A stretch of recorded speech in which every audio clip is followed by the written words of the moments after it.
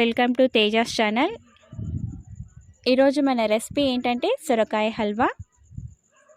చాలా సింపుల్గా ఎంతో టేస్టీగా ఎలా ప్రిపేర్ చేయాలో మనం చూద్దాం.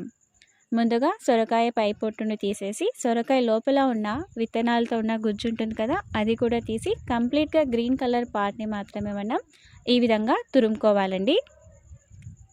తర్వాత ఒక క్లాత్ తీసుకొని అందులో తురుముకున్న సొరకాయను వేసుకొని వాటర్ అంతా పోయేలా ఈ విధంగా ప్రెస్ చేసుకోవాలి.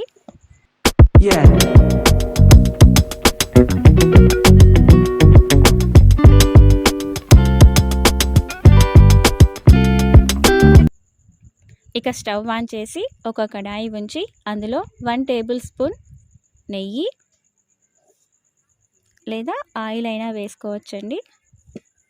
ఆయిల్ వేడెక్కిన తర్వాత ముందుగా కట్ చేసుకున్న డ్రై ఫ్రూట్స్ని వేసుకుందాం. డ్రై ఫ్రూట్స్ని దోరగా వేయించుకున్న తర్వాత ఒక ప్లేట్లోకి తీసుకోవాలి. ఇక అదే కడాయిలో మనం తురుముకున్న సొరకాయను వేసుకొని 3 నుంచి 4 నిమిషాల పాటు వేయించుకోవాలి. చూసారు కదా, ఇలా కాస్త వేగిన తర్వాత మనం 1 కప్పు వరకు పాలను వేసుకోవాలండి. అలానే మరొక 3 నిమిషాల పాటు వేయించుతూ మనం సొరకాయని మగ్గనివ్వాలి పాలల్లో.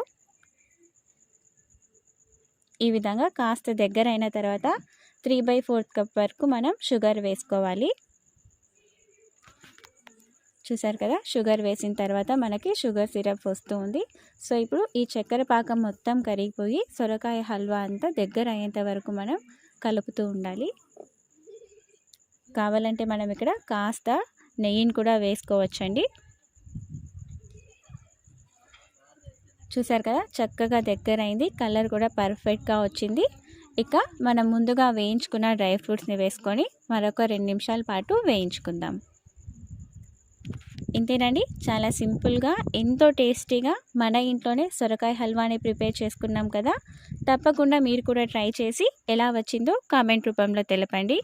మీకు ఈ వీడియో నచ్చినట్లయితే లైక్ చేసి షేర్ చేయండి. మరిన్ని మా రెసిపీస్ కోసం మా ఛానల్ని సబ్స్క్రైబ్ చేయండి. Thank you for watching this video.